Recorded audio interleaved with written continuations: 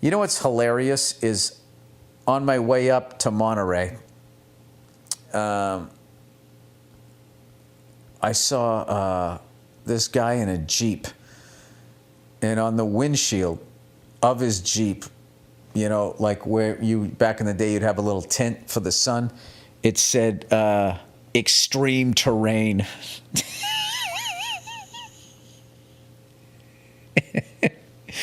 It's just stupid. Why would you do that? You're already driving a Jeep. Everyone knows it's good off-road. You got the big tires on it. Why you got to have extreme terrain? That's like you're a black belt and you stand there wearing your gi, you got a black belt, and then your bandana says, I kick ass. You might not want to fuck with me because I have a black belt. No, here's what you have on the bandana. If you move your eyes down towards my waist, you will see my achievement in the martial art of my choosing. But that's the kind of, that shit was cool when I was a kid. Now it's just kind of funny.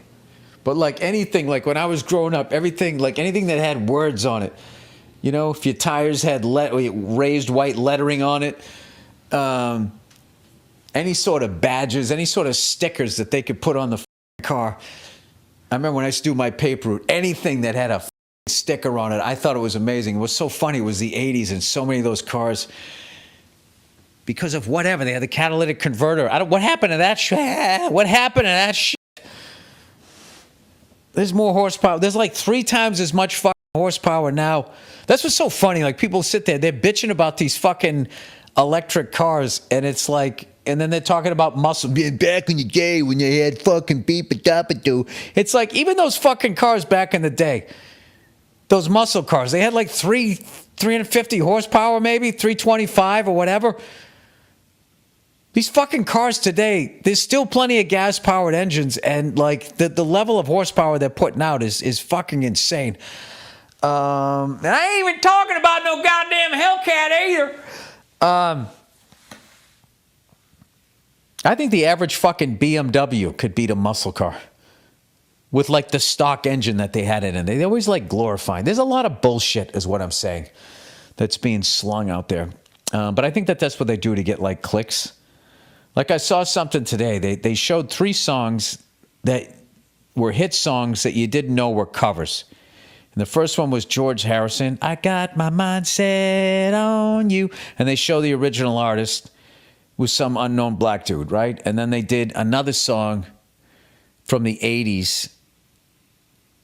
And then they cut to the original artist. It's in black and white.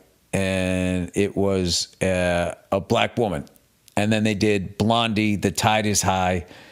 And I think that was some black dude, right? And then, you know, they just dropped the breadcrumbs. And then everybody in the comments is like, I'm starting to see a theme here. Beep-a-doop-a-doop-a-doo. And then they started acting like George Harrison and Blondie and all them ripped off these original artists. And it's just like, it's a cover. Okay? When you steal a song, that's stealing. You do a cover. If they did a cover of it, the original artist's name is given credit in the liner notes. It's just you guys download fucking music now, so you can't read that shit.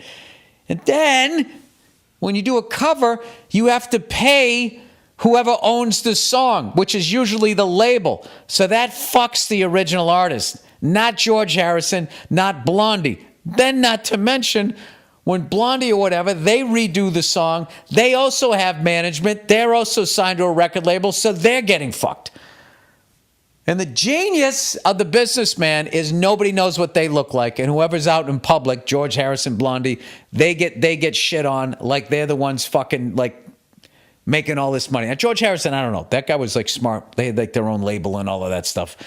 I don't know. And I don't know the numbers behind any of that stuff, but to just sit there and act like these people diabolically just rip these other people off, that's not what happened. A cover is like whenever like people give Zeppelin shit for stealing, there's people in the comments who go, what about the Rolling Stones? They ripped off all these blues artists. It's like, no, they didn't. They did covers of the songs and they had credit in there. And then they used that blues music that they were doing to then create their own fucking style, which doesn't sound like the other shit.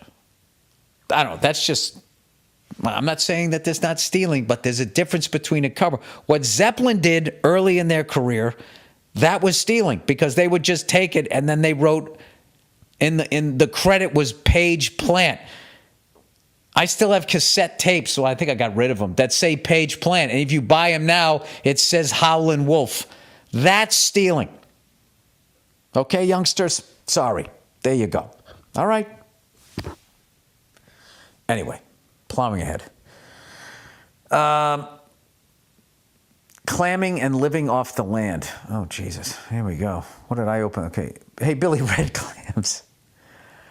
Not to say that white artists haven't stolen from black. I'm not saying that either, but I'm just saying. All right? There's I don't know. Just the way that this shit, I hate that fucking Instagram where they just lead you.